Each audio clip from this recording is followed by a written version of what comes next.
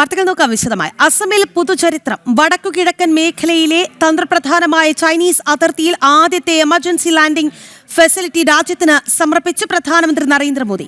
Chinese അതിർത്തിയോട് ചേർന്ന് നിർമ്മിച്ചിട്ടുള്ള ദിബ്രുഗഡിലെ Moran ബൈപ്പാസിലെ highway റൺവേയിൽ പ്രധാനമന്ത്രി മോദിയുടെ വിമാനം ചരിത്രപരമായ ലാൻഡിംഗ് നടത്തി.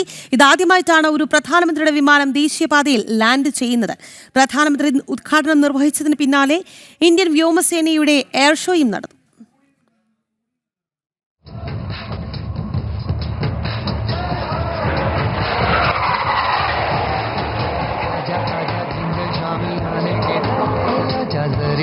नीले आसमाने के तले